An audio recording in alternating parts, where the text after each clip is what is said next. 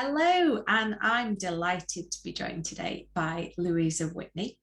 Louisa is an accredited family mediator and a child inclusive trained mediator. And what we're going to be talking about today is much more about child inclusive mediation.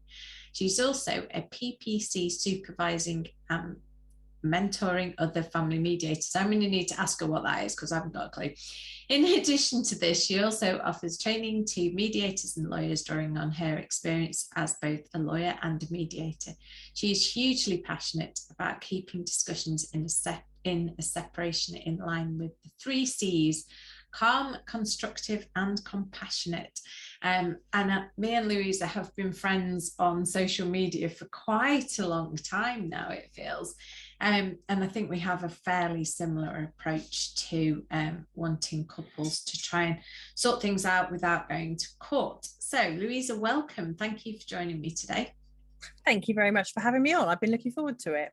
And me. And before we start talking about child inclusive mediation, what was the bit about PPCs that I've just read out blindly, not having a clue what I'm talking about?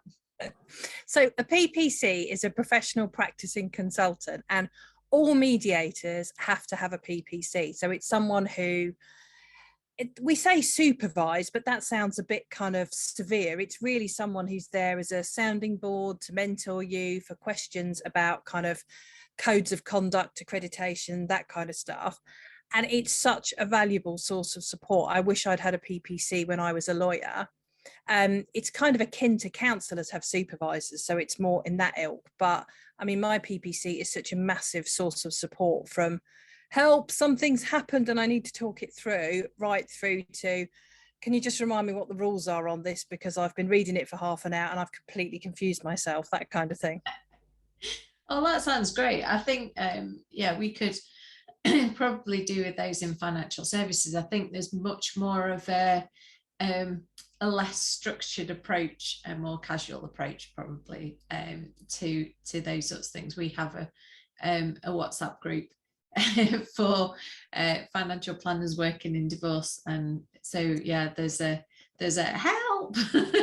where do I find information about this, or have I remembered this right, or this barrister's questioning me on this, and you always assume a barrister's right and sometimes they're not. So yeah,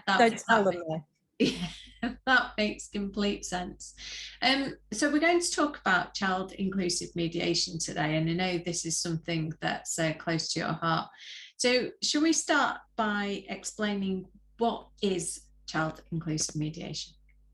Yeah, so I think it's something that not enough people know about. Child inclusive mediation is a process which enables children whose parents are separating to have a voice in the mediation process that their parents are going through. And the idea is to just ensure that their voices are heard. Sometimes as parents, we think we know what our children want, but we don't necessarily. And particularly in a separation, it can be hard to talk to mum or dad. Children don't want to upset them, or they're worried something might be difficult. Or sometimes children just have really practical and innovative things that they can share. So it gives them a voice to be heard in that mediation process. Okay. And what age children are we talking about? Because I'm guessing tiny little sort of 3-4-year-olds are going to struggle to understand what's going on. Well, never mind anything else. Yeah, it's a good point. So there's not a kind of set in stone rule, but the rule of thumb would be that they would need to be older children, say around 10 and above. But if you've got a sibling group and you've got, say, one child who's 10, one child who's 12 and one child who's 8, you would offer the 8-year-old a chance, because if their siblings are getting to have a say in it, they might be quite cross if they couldn't have a say. So it's very much on a case-by-case approach, but yes, generally speaking, it's more older children. Okay. And how is it set up?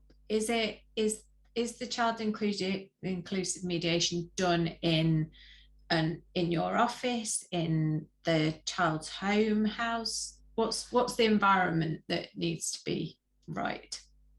Again, it varies from case to case, but either it would usually be done at the mediator's office, or it might be done online. That's become, I think, more common with the whole pandemic.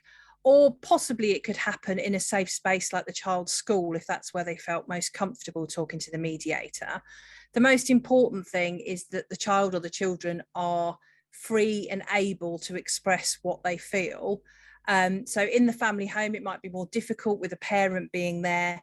Online, you'd have to assess whether they would be able to have that space away from a parent. You know, sometimes it is tempting for the parent they're with at that moment to kind of listen at the door or try and find out. So you'd just be checking that the children did have a safe space, that they were able to talk to the mediator without anybody overhearing, really. Yeah. Okay. So this is not the children talking to a mediator with parent or parents there. It's them speaking directly to you. Yeah, exactly. The parents aren't there.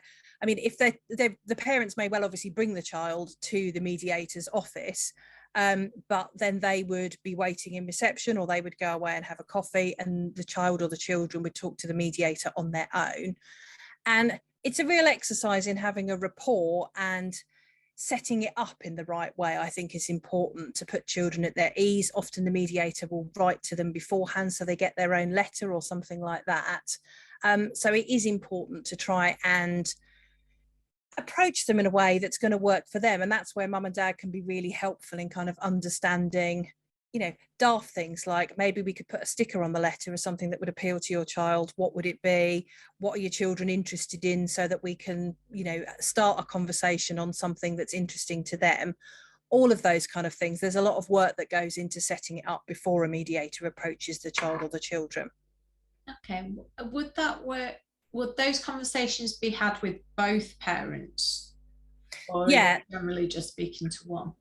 They would happen with both parents. Child inclusive mediation can only happen if both parents are in agreement and the child or the children are also in agreement. So the parents will usually be in mediation with a mediator, and it may crop up in conversations. Either perhaps there's an issue and mum and dad disagree about what the child thinks or what the children actually want from a particular scenario. And so it can be useful to explore, well, would it be helpful for them to have their voices heard as part of this process? Or it may just be that they're not quite sure what arrangements they need to put in place, and they want to ensure that their children can feed into that. So it would be as following mediation with mum and dad that it gets set up, that it's a child inclusive mediation. Okay. And what sort of scenarios, what sort of questions are you trying to answer in when speaking to the children? Yeah, so I think it's really important to draw a distinction between the child inclusive mediation process and CAFCAS. So CAFCAS are obviously social workers that are attached to the court, and their questions are probably much more targeted in terms of the way that they approach children and things they're trying to find out.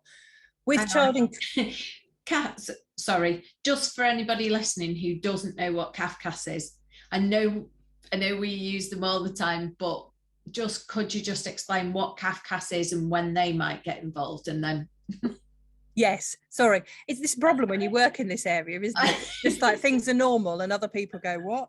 So CAFCAS stands for the Courts Advisory Family Court. I can't even remember the last two bits, but it's effectively the judge in the courts. So CAFCAS only get involved in a court application, and they are the judge's eyes and ears within the family as to what is right for this particular family. So what the children's views are, what mum and dad's views are. So the CAFCAS officers are social workers, but they work for CAFCAS.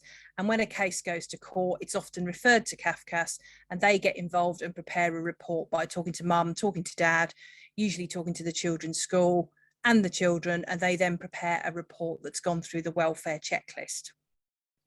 Does that make sense? It's I'm so aware of the fact that when you do this stuff all the time, you rattle things off, but actually you're not sure whether it does actually make sense to people. So it's always useful to check, isn't it? Yeah, absolutely. Okay, so that's what CAFCAS do. So where do you differ from what CAFCAS do?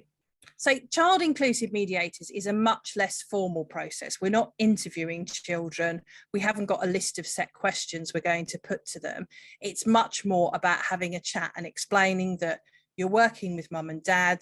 They're trying to make arrangements for what's going to happen following the separation or when they separate and don't live in the same house.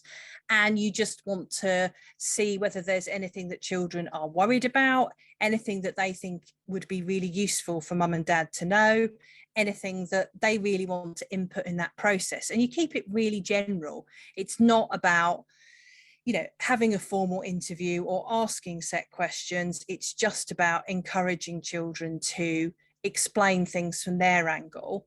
And the really crucial part is that anything the children say to the mediator is confidential. The mediator only feeds back to the parents what the children are comfortable with.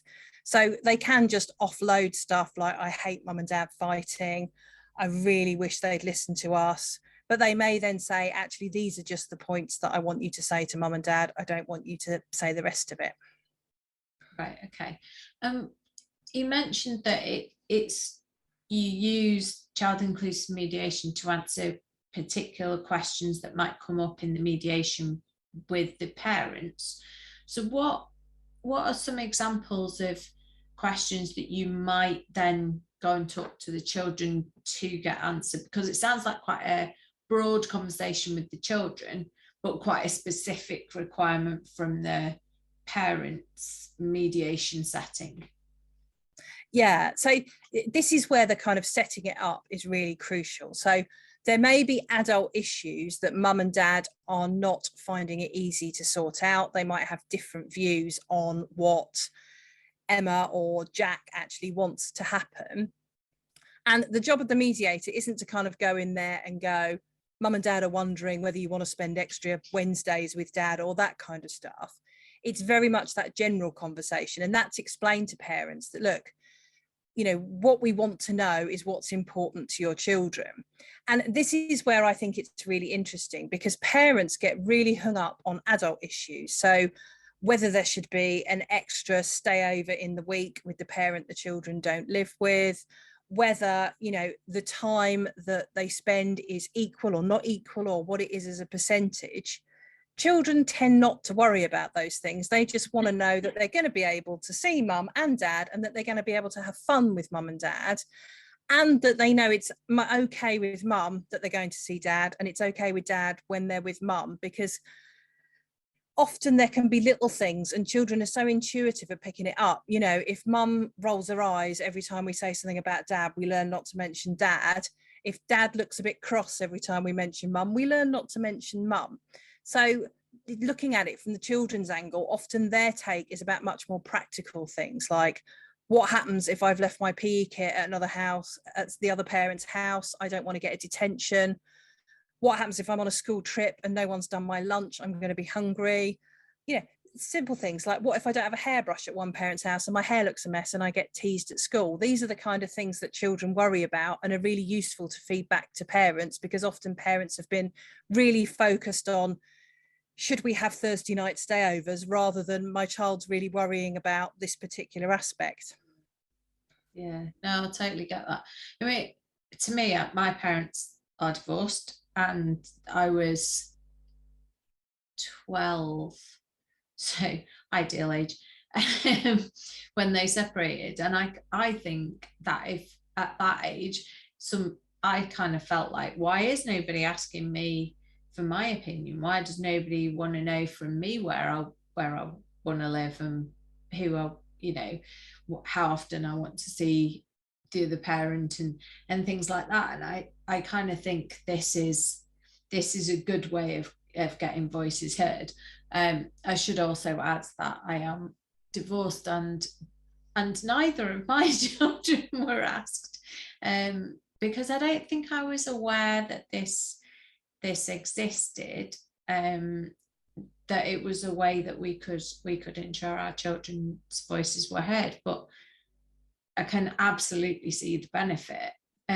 What are the ways in which it helps the parents? So you've had a conversation with the children, and obviously you'll only repeat the sections of the conversation that the child's happy for you to repeat, how does it help the parents to move forward?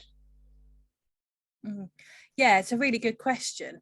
And I think you're exactly right that when, and I know Resolution do a lot of these studies, they talk to children, the statistics on how many children feel that they weren't listened to or that their views weren't sought out is massive. I can't remember the latest percentage off the top of my head, but it's always a significant percentage.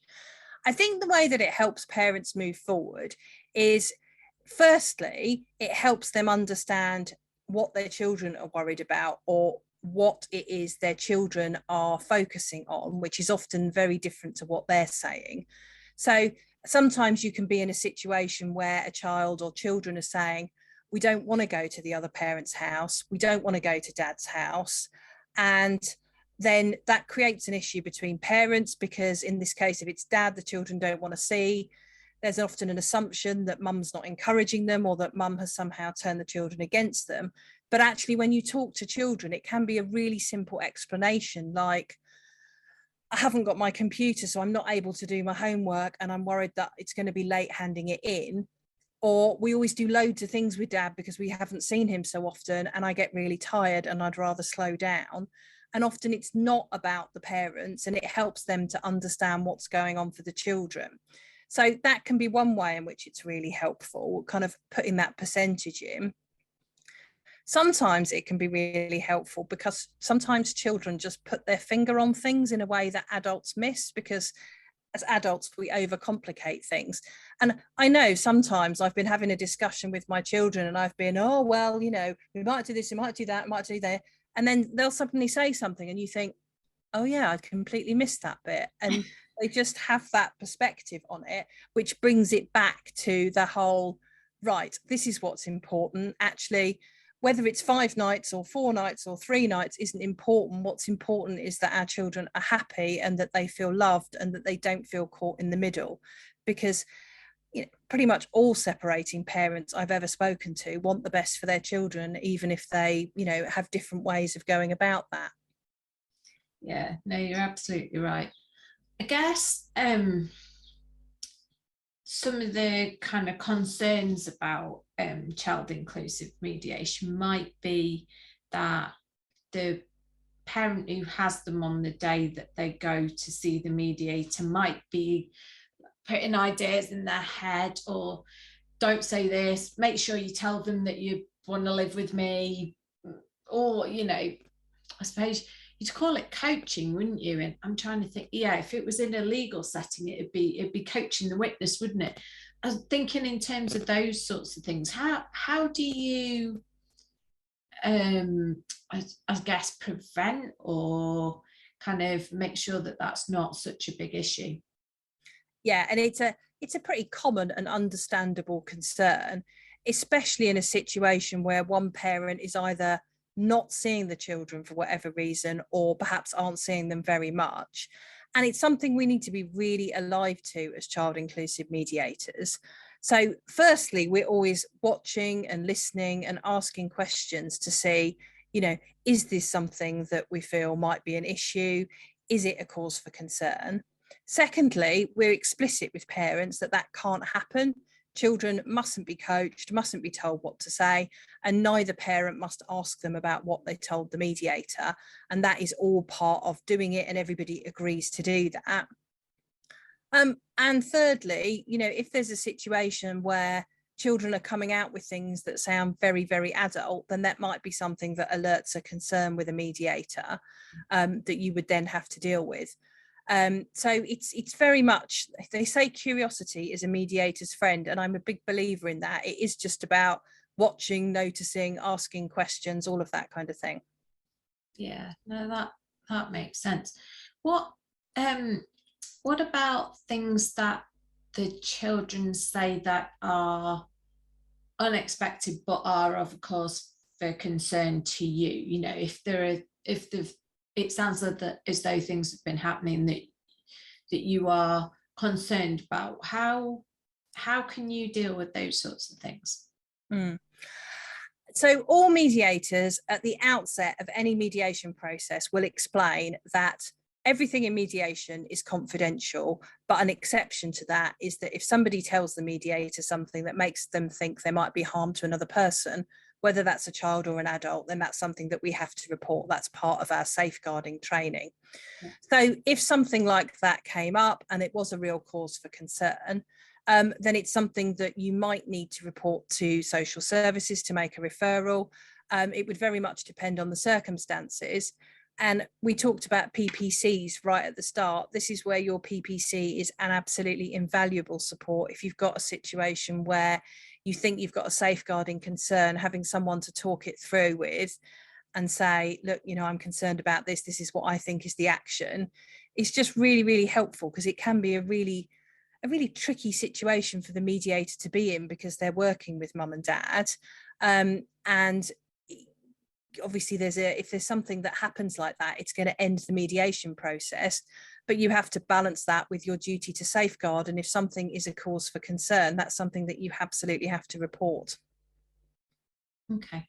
And I'm assuming that the child inclusive mediation is used primarily for sorting out the children discussions rather than the financial discussions. Is that the case, or can they be used, can they be spoken to regarding the financial parts as well? I'm not quite sure how, but yeah, it's definitely just about issues relating to the children. But that said, for the adults, for the parents, that may inform the financial decisions. For example, if you're going to have the children spending broadly equal time with both parents, then you might need to make sure that you've got a more suitable property. You might need a garden. Then if the children were just staying with you every other weekend, you might be able to manage with a smaller property, that kind of thing, depending on the financial circumstances. But yeah, the children would only be spoken to about issues, about things relating to them, not about financial issues. That wouldn't be appropriate, I think. Okay. And is there, we talked about the younger kind of age group.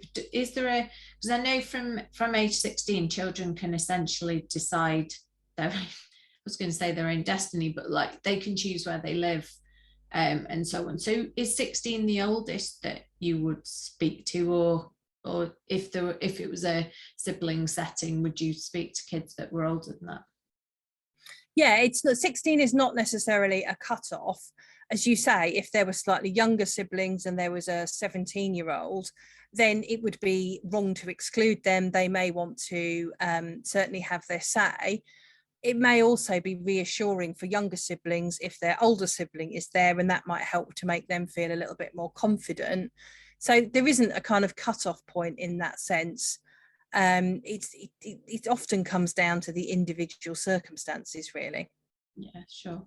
That's actually made me think of another question. So you were saying about the younger sibling might feel better if the older sibling was there. So do you speak to all the children together, or do they have the opportunity to speak to you individually? I'm thinking myself and my sister would have had very different views on our parents' divorce. We're quite different people, and would have, I suspect, I mean, didn't do it, but I suspect would have had different views that the other, we wouldn't necessarily have wanted to share in front of one another. Yeah, and again, it depends on the situation. So it would be something to talk about with parents beforehand as to what they think the children might think, but also to talk to the children themselves as to whether, you know, they're happy being in together, or whether any of them or all of them wanted to be able to have their say. You know, you might get a situation where a younger sibling really feels that they can only speak when they've got their brothers and sisters with them because they feel a bit uncertain, but an older sibling might feel, actually, do you know what, I'm happy to be in here with my younger brother or sister, but actually I'd like to say things away from them once we've been in here for a bit. And again, that could be arranged. You could make sure that mum or dad is in reception, take the younger child back, and then be able to talk to the older children. Sure, that makes a lot of sense. So in terms of the whole process, sort of, if you are going to go down this route, it starts off in the standard mediation process. the parents agree together. Can you talk me through, I know you said there was a letter that would usually arrive. Can you talk me through the process from that point, from the parents agreeing that this is going to be a good idea? Yeah, so if the parents are in mediation and they talk about it and they say, yeah, I think this would be a really helpful thing for us, then they would sign the letter of consent, and the mediator would approach the child or children either by letter or perhaps some kind of electronic means. And then the children would say whether they want to come in and see the mediator. If they do, then we would arrange a time and date when the children could come and see the mediator, and how that would happen, whether it was online or in person. Children would then meet with the mediator, and as I say, it might be together, it might be a bit of separating them out. And then quickly after that, usually within a few days, the mediator would then meet with mum and dad again, away from the children, to feedback what it is that the children have said. And the feedback is only what the children are comfortable sharing, and it's literally just what they have said. The mediator doesn't interpret it or put any other spin on it. It's purely, this is the situation. And usually the parents would be together.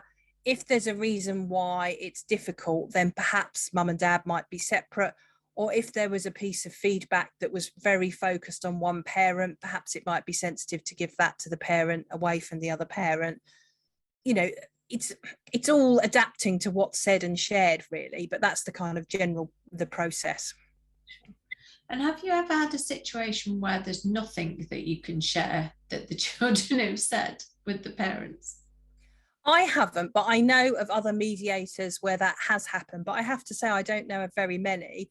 Usually if the children want to come, it's usually because they've got something to say that they want to be heard on. And they want mum and dad to know, but they don't necessarily want to tell them directly. Absolutely. Got you. That makes a lot of sense. Okay. And so what do you generally find that if the children have been spoken to, that mum and dad then quite quickly move to resolving the issues that they've had with the children issues, or does it sometimes still take quite a long time? I think it very much depends on the issues. I think it can be really powerful for mum and dad to hear what children have said, particularly if it's not what they were expecting them to say. That can be something that's quite difficult to hear, you know. And certainly the feedback meeting, it's only the feedback that happens. Right. You wouldn't usually give the feedback and then go, let's continue with discussions. You would usually have a meeting scheduled another day, because often it just can be quite emotional, particularly if your children have shared something that you weren't expecting, or perhaps that is upsetting. You know, if there's something that they don't feel you're getting right, that can be hard to hear as a parent. You know, my daughter told me 2 weeks ago that she didn't feel I was listening to her. And my first reaction was, well, of course I'm listening to you. What do you think? But actually, the point is, whether I am or I'm not, she doesn't feel like I am. So that's the bit that you kind of got to address. Yeah, no, that makes sense. Is there anything else that I should have asked you that I haven't? Catch-all. I was going to say the catch-all question. Just that I think this, you know, this isn't a magic wand solution, as nothing in family justice is. And there are certain situations where it wouldn't happen. For example, if you've got a situation where the children have perhaps been through the parents being in court, they've spoken to CAFCAS, maybe they've had other people that they've had to meet as part of a family therapeutic session or something.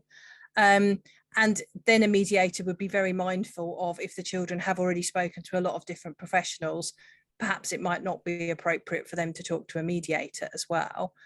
But it's just fascinating work, really. I mean, children just have such a different perspective on things that I think it can be quite interesting, humbling for adults to hear. You know, we often look at the world through very adult eyes, but looking at it from a children's lens can be quite therapeutic. I can only imagine. So if any of our listeners have heard anything today that makes them think that they really need to speak to you, which I'm sure there will be people. How can they get in touch with you? So my website is for my family mediation practice, which is LKW Family Mediation, and the website is lkwfamilymediation.co.uk. And I'm also on pretty much all the social media channels. So if there's anything I've said today that resonates, come and have a look at some of the stuff I'm sharing, or drop me a direct message on there, because sometimes it can be scary. And, you know, just ask a question. Fantastic. That's brilliant. Louisa, thank you so much. We will put your contact details in the show notes as well. If anybody does want to get hold of you, they will be able to that way. But it was an absolute pleasure to talk to you today. Thank you for joining me. Thank you very much for having me on.